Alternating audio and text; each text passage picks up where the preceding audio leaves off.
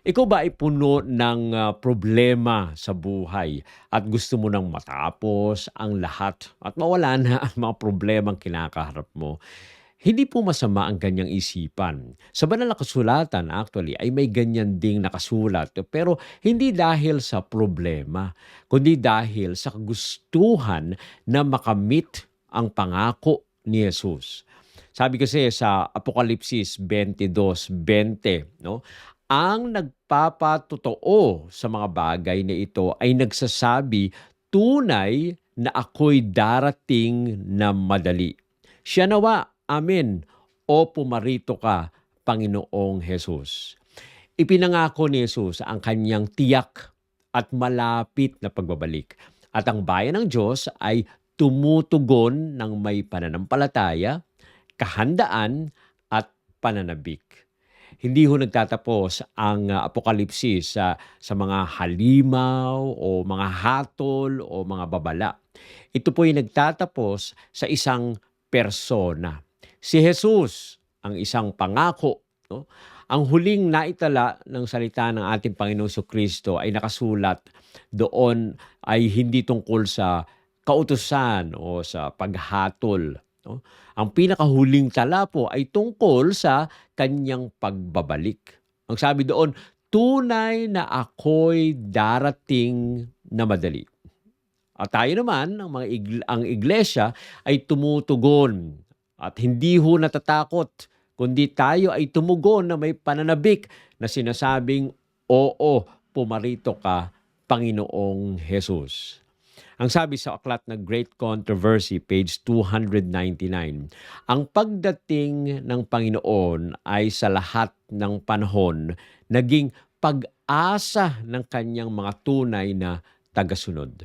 Kaya naman ang huli, no? Huwag nating isipin na umalis ang ating Panginoon at marami tayong mga babalang napakinggan. Ang huli, no, na makikita po natin sa banal na kasulatan, ako ay madaling bumabalik. Ang ganda ng pangako natin, Panginoon. Panghawakan po natin ito. At huwag tayong mawalan ng pag-asa, kundi tayo ay lubos na manalig sa ating Panginoon dahil siya ay muling babalik. Tingnan po muli natin ang ating pong teksto. No? Sa Revelation 22:20, sa English naman po, He which says, testify these things saith, surely I come quickly. Amen. Even so, come Lord Jesus. Ulitin natin, Revelation 22:20. He which testifieth these things saith, surely I come quickly. Amen. Even so, come Lord Jesus. Now, meron po tayong ilang puntos sa pagtutuunan ng pansin dito po sa teksto na ito. No? Siyempre, dahil ang ating Panginoon ay babalik, gamitin natin ang word na come. C-O-M-E. Yan, tingnan po natin letter C. Christ Himself gives the promise. No? Si Kristo mismo ang nagbigay po ng pangako. And letter O, our hope is certain. Tiyak ang ating pong pag-asa. Hindi nakabase sa kung ano paman. Ito po ay nakabase sa salita mismo ng ating Panginoong Jesus. Letter M, message of immense. Message of imminence. No? Mensahe ng pagiging nalalapit na pagbabalik ng ating Panginoon. And letter E, expectant response of the church. Ano ba yung tugon ng iglesia? No? At syempre, inaasam ang pagbabalik ng ating Panginoon. So yan po ang puntos natin. No? At tandaan natin yung word na come. No? At ang pinakauna, ating pong pagtuunan ng pansin, si Christ Himself gives the promise. No? Hindi po kung sino ang nagsabi ng pangako, ang ating Panginoon. Sabi doon sa text, He which testifieth these things said. Ang nagpatotoo sa mga bagay nito ay nagsasabi. Ang pangako pong ito ay direktang nagmula mismo sa ating Panginoong Hesus. Siya ang tapat at tunay na saksi. Hindi po siya kailanman nabigo, no, sa kanya po mga salita. Ang kapangyarihan ng pangako ng ating Panginoon, ito po ay nagsasalaysay kung sino ang nagsasalita. Wala pong napakong pangako ang ating Panginoon. Lahat po ay Kanyang ginawa. Ang pinakahuli na lang na hinihintay natin na mangyayari ay yung sinabi niyang, "Ako ay muling babalik." No? So, kung lahat ng mga pangako ng ating Panginoon, wala pa ni isa ang hindi nagkatotoo, iisipin pa po ba natin, "Oh, baka hindi na magkakatotoo yung pinakahuli niyang pangako." Oh, ay ayun na nga po ang nagpatunay 'no, lahat ng kanyang pangako ay nagkatotoo. Ay ibig sabihin, yung huli na kanyang pangako na siya po ay babalik, ay mangyayari din. Sa Revelation 1:5, Jesus Christ who is faithful witness 'no, ang ating Panginoong Jesucristo siya po mismo ang tunay at tapat na saksi. At John 14:3, sabi naman doon, "I will come again and receive you unto myself." No? Ako ay muling babalik. Kung si MacArthur nga po, no, ay nagsabi na siya ay babalik, ang ating Panginoon pa kaya? No? At si MacArthur ay nagkatotoo, hindi nga natin alam kung kailan siya babalik nung sinabi niya yon. Pero ngayon na siya ay nakita natin na bumalik at alam natin no, na ang ating Panginoon din na nangako na siya ay babalik. Mangyayari din po ito. Sa Christ Object Lesson, page 148, ang mga pangako ni Kristo ay kasing tatag ng kanyang trono. No, talaga po may pinagbabasihan. Talagang matatag ang pangako ng ating Panginoon. Kaya magtiwala po tayo sa pangako. Hindi sa mga panahon, hindi sa mga uso, no? Kundi magtiwala tayo dun sa nangako mismo. Dahil iniisip natin siguro, no, tagal-tagal na, ilang taon na. Sabi nga ng lolo ko, baka hindi ka naman kapag-college, no? No, nung ako po ay ako ay bata pa, sabi niya, "Baka hindi ka na makapag-college, hindi ka na makapag-asawa, hindi ka na magkaroon ng anak." Ako po ay mukhang lolo na pero wala pang apo. Ay hindi pa dumadating ang ating Panginoon. Pero ibig sabihin po ba hindi na? Hindi na siya dadating? Hindi po. Kung noon sinasabi ng lolo ko malapit na malapit na malapit nang dumating ang ating Panginoon, ngayon ay nako, mas higit na mas malapit ngayon ang pagbabalik ng ating Panginoon. Okay? So talaga po, yung unang puntos na binabanggit po sa atin, Christ Himself gives the promise. No? Siya po mismo ang nagbigay ng pangako. Kaya kailangan natin itong panghawakan. Point 2, no? Our hope is certain, not speculation. No? Ang ating pong pag-asa, ito po ay tiyak. Hindi po ito haka-haka. No? Surely I come. Yun po ang sabi po dun sa text. Tunay na ako ay darating. Ang salita pong tunay ay nagpapahayag ng katiyakan. Hindi po posibilidad. No? Pag sinabing surely, no, hindi po ito optional, talagang totoo na mangyayari. No? Ang ikalawang pagparito na ating Panginoon, hindi po ito theory lamang, ito po ay guarantee na mangyayari. Kaya ang pangako ng ating Panginoong Diyos, hindi po kailanman nagiging pag-aalanlangan, no? Hindi po alanganin, kundi ito po ay sigurado. Although iniisip natin parang nadi-delay ang katuparan, pero ito po ay mangyayari pa rin. Sabi po sa Hebrews 10:37, "He that shall come will come and will not tarry." No? Ibig sabihin, ang pagparito ng ating Panginoon ay mangyayari, siya po ay darating, hindi po siya magluluwat, no? Hindi siya nagpapatagal. O minsan ganyan ang nangyayari. Teka, sandali. Sandali lang muna. Hintay ka lang diyan, no? May plano kasi ang ating Panginoon, may timetable kasi ang ating Panginoon. Pag sinabi niya ganitong oras siya dadating. Hindi nga lang niya sinabi sa atin kung kailan, pero talagang sinabi niya, basta darating ako diyan. Sa Numbers 23:19, He had said, and shall He do it not? No? Sinabi po niya, hindi ba niya talaga gagawin? Talagang gagawin ito ng ating Panginoon. Sabi sa Patriarchs and Prophets, page 722, God's promises are never broken. No? Ang pangako ng ating Panginoong Diyos, hindi po ito kailanman nasisira. no? Hindi katulad po natin kapag tayo ay nangako, no? Promises are made to be broken. Pero ang ating Panginoon, no? Kapag alam niyo po kasi walang joke-joke, no, sa ating Panginoon. Tayo puwede pa tayong mag-joke, no? Marami mga pagkakataon, "Ay, joke lang, no? Pupunta ako diyan." Joke-joke lang. Hindi hindi naman talaga nangyayari, no? Pero ang ating Panginoon, hindi po kasi siya nagsasabi ng isang bagay na hindi niya gagawin. Lahat ng sinasabi ng ating Panginoon, ginagawa po niya o ginawa niya yung kanyang sinabi, no? Kaya nga tayo, no, sa buhay po natin, nangangako tayo, pero minsan hindi natin tinutupad. Ang Panginoong Diyos, siya po ay nangako at ito po ay kanyang gagawin. Okay? At ang pangatlong puntos doon sa ating pong acronym, letter M, message of imminence. No?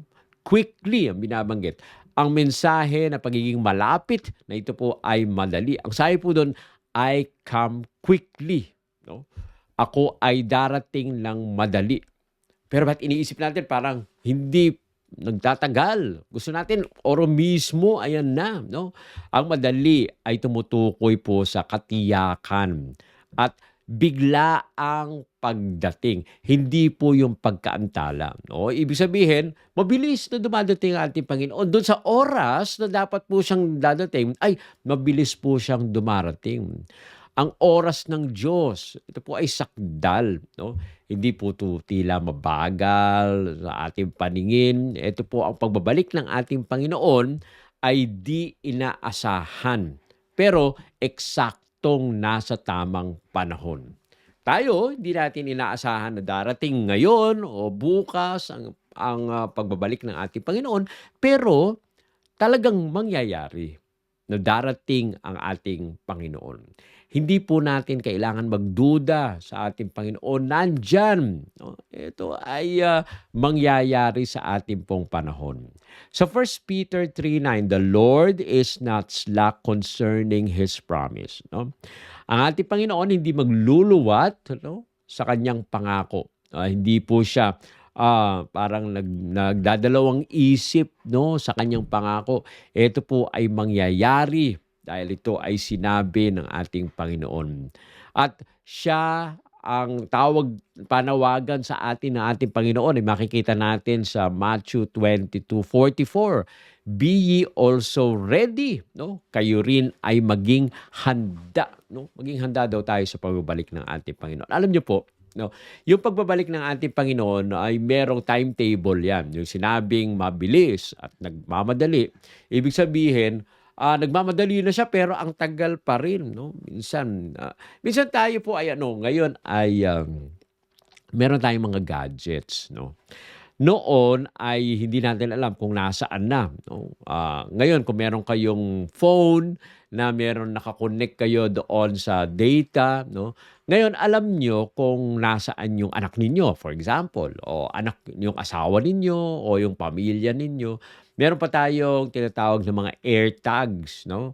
Alam ninyo kung nasaan kung nawala ninyo yung inyong bag ay makikita niyo ulit kung nasaan ito, no?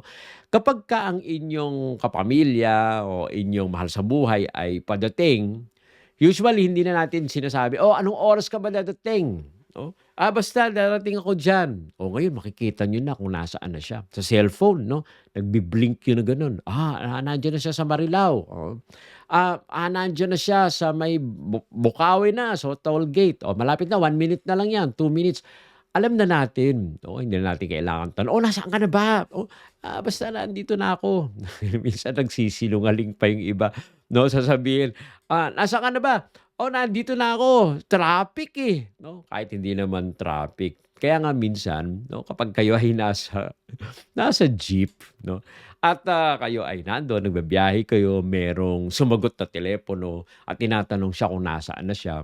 Minsan tumataas yung kilay po natin dahil yung nandoon kasakay natin ay nagsisinungaling, no? Na sinasabi, nandito na ako. Halimbawa, nandito na ako sa BBB. No? Alam ba yung BBB sa may Valenzuela po yan. Yung pala nandun pa siya sa no, monumento, no? Minsan bakit nagsisinungaling to, no? Pero ang binabanggit po dito, kailangan daw po nating handa. no? Hindi dapat tayo nagpapatumpik-tumpik. Although hindi natin alam kung nasaan ang ating Panginoon, nando'n na siguro sa Saturn o kaya sa Orion, no, constellation. Hindi po nagmamadali ang ating Panginoon, talagang matulin, no, pero nasa tamang panahon ang ating Panginoon. Kaya kailangan ready tayo. Alam niyo, dalawa po ang pagtutuunan natin ng pansin ng paghahanda actually, no? Dalawa, yung pagbabalik ng ating Panginoon, which is makikita ang ating Panginoon natin sa alapaap na bumabalik at yung kamatayan po natin. Okay? Yung pabalik ng ating Panginoon, maaring hindi mangyayari sa generation po natin. Okay? Or ito ay hindi nangyari sa generation ng lolo ko, o hindi ito nangyari doon sa generation ng mga apostles, o hindi ito nangyari doon sa generation nila Ellen White, no? Pero nangyari ang pagbabalik ng ating Panginoon sa kanilang generation dahil sa kanila ay namatay, no? Ano ang ibig sabihin? Uy, hindi nga dumating doon sa generation nila, pero namatay sila, 'di ba po? Okay? So ibig sabihin, kapag ang isang tao ay namatay, no, mawawala na yung kanyang isip, hindi na niya alam kung ano ang mangyayari. No? Tayo rin gano'n din. 'Di ba kapag kayo natutulog, no, matulog kayo at hindi niyo nakita yung oras, hindi niyo alam kung ilang oras kayo natulog, no? Pero paggising ninyo ay, nagising kayo sa bahay ninyo. Kasi ganito po 'yun, kapag ikaw ay namatay, mawawala yung isipan mo, hindi mo na alam kung anong nangyayari. 'Pag binuhay ka ng Panginoon sa pangalawang pagbabalik, ay parang natulog ka lang nung gabi, kinabukasan gumising ka, nandiyan na ang ating Panginoon, no? Makikita mo na siya sa alapaap ng mga langit, no? So, ibig sabihin parang, hindi mo alam kung ilang panahon ang nangyari maliban na lang sa tanungin mo yung mga kasama mo, "Uy, anong taon na ba?" No, 'pag tanong mo na ganyan, saka mo malalaman na ilang taong ka na pala. Pero, no, sa paggising mo ay yun na yung pagbabalik ng ating Panginoon. So ano yung paghahandaan natin? Dalawa. It might be we need to be prepared for our own death, no? Tayo ba ay na kay Kristo, no? Kung tayo ay mamamatay o tayo ba ay na kay Kristo sa kanyang pagbabalik? Pero napakaimportante po kasi maaaring ngayon ay, nagdadalawang isip pa tayo na hindi pa dadating sa generation natin na ating Panginoon. Pero eventually, darating ang kamatayan natin. Ito ay sigurado. Sa inyo bang pagkamatay, na kay Kristo ba tayo? Ready ba tayo sa pagkamatay po natin? Sabi po sa Desire of Ages, page 633, to those who are watching, the coming of Christ will not be delayed. No? Ganun din po, ang kamatayan natin, it will not be delayed. It will come whether we like it or not. No? It might be nearer than we expect. Okay? Ako po ay 55 years old na. Tama ba? 54 pa lang pala ako. Hindi pa 55. 54 years old, hindi ko alam. Yung tatay ko ay 82 na po ngayon. No? Hindi ko alam kung aabot pa ako doon sa 82 years old. Ang hinihintay natin ngayon, either from 54 years old ako hanggang 80 ako, kung doon ako mamamatay, ay dadating kaya ang Panginoon doon sa paghihintay ko mula ngayon hanggang 80 years old. Pero, no, kailangan maging handa pa rin ako dahil sa hindi ko alam bukas makalawa or 2 years or 4 years ay mamamatay na ako. Wala po kasing nakakaalam. Now, hindi ko po tinatakot, no? Hindi ko kayo tinatakot dahil these are facts of life, no? Ito po ay talagang mangyayari. Kailangan tayo maging handa, no? Kailangan mabuhay tayo na handa, no? At hindi po tayo nagdadalawang isip kung tayo mananalig sa Panginoon o hindi. Kailangan sa araw-araw na relations po natin, handa po tayo sa either pagbabalik ng ating Panginoon o pagtatapos ng ating pong buhay. Okay? Ang pinakaapat na puntos po, letter E, expectant response of the church. No? Amen. Sabi po doon sa text, even so come, Lord Jesus. No? Amen. O pumarito ka, Panginoong Hesus. Hindi ito takot. Ito po ay pananabik. Ang mga tinubos ay hindi natatakot sa pagbabalik ni Kristo. No? Sila po ay umaasa. No? Ito po ay kanilang inaasam-asam na pagbabalik. Ang pag-ibig kay Kristo ay ginagawang panalangin. No? Ito po ay prophecy. Ito po ay panalangin. Katulad ng bin-explain po natin sa kanila, dalawa. Do we accept, no? Nananabik. Wala naman sigurong nananabik sa kamatayan, no? Pero kung ang kamatayan ay darating at tayo ay handa, magiging payapa po tayo. Alam po kasi natin, ang kamatayan hindi ito tuldok. Ito ay parang isang chapter lang. At pag inilipat mo yung papel, ay sunod na chapter, which is the second coming of Christ and eternal life. Hindi ho tayo matatakot kung tayo ay na kay Kristo. Sabi po sa 2 Timothy 4:8, all them also that love His appearing. No? Kung tayo ay nasa ating Panginoon na umiibig po tayo sa Kanya, gugustuhin po nating makita siya sa Kanyang pagbabalik. At sa ating pagmulat ng ating pong mga mata, nandyan ang ating Panginoon. Siya po ay nandyan. At tatanggapin tayo, dadalhin tayo sa langit na bayan. Sabi pa sa Philippians 3:20, we look for the Savior. No? Naghihintay po tayo sa tagapagligtas. Kaya nga, let us continue having a relationship with Christ. Dahil siya lamang ang pagpagliligtas sa bawat isa sa atin. Sa Great Controversy, page 427, those who love Jesus will welcome His appearing. No? Yaong mga umiibig kay Jesus ay sasalubungin ng may galak ang kanyang pagpapakita. No? Katulad rin ng sinasabi po sa Thessalonians, no? Wag daw po tayong magdalamhati, 'di ba, pag may namatay, no, nagdadalamhati tayo na parang walang pag-asa. Wag daw po gano'n, no? Dahil kung kilala natin ang ating Panginoon na tayo ay ililigtas, na siya ang tumubos sa atin, kahit ang kinakaharap natin ay yung second coming of Christ o yung ating kamatayan, magiging masaya pa rin po tayo sapagkat alam po natin, ito ay isang yugto lamang at kapag itinuloy mo, makakasama na natin ang ating Panginoon magpakailanman. No? At tayo po ay sa Panginoon, no? Forever until eternity. Kaya tanungin po natin yung sarili natin. Inaabangan po ba natin ang pagbabalik ng ating Panginoon? O ito po ay kinakatakutan natin? Ang pananabik ba natin ay lumalago? No? Kung saan ang pag-ibig rin natin sa ating Panginoon ay tumitindi at lumalakas. Kaya nga sa ating pong buhay, tayo binago ng ating Panginoon. No?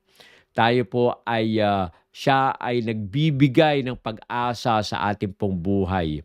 Yung pagbabalik ng ating Panginoon, nililinis tayo. Tayo po ay inaayos ang ating pong mga katwiran at tayo po ay nagiging tapat sa ating Panginoon. Sabi pa sa 1 John 3, every man that hath his hope purified himself. Kung tayo ay meron pong pag-asa, no? Tayo po ay nagsisikap din naman na sundin ng ating Panginoon para tayo po ay maging malinis. No? Yan ang napaka-importante na tayo ay sumasa Panginoon. Kaya naman, hindi po natatapos ang Biblia sa isang tanong. No? Kundi ang Biblia ay natapos sa isang pangako at isang panalangin, come Lord Jesus. No?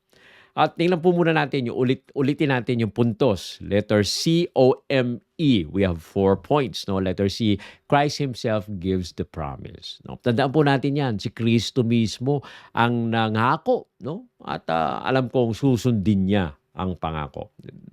Letter O, our hope is certain.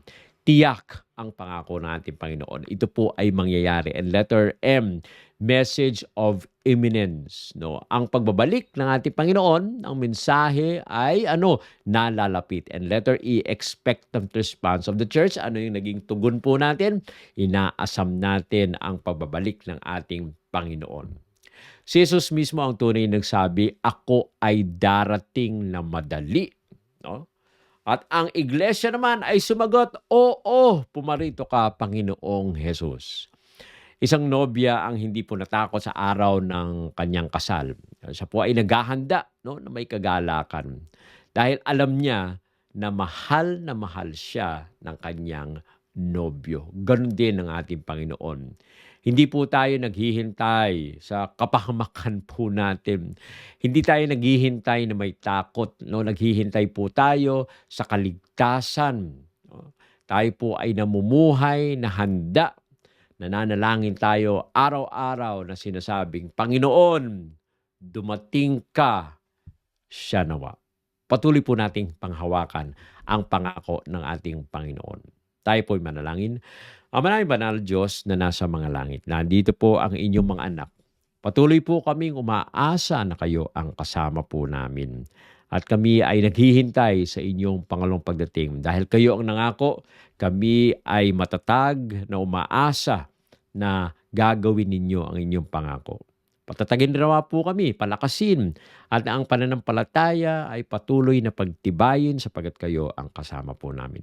Maraming salamat sa pagdinig sa aming dalangin sa pangalan ng aming Panginoong Hesus. Amen. Amen.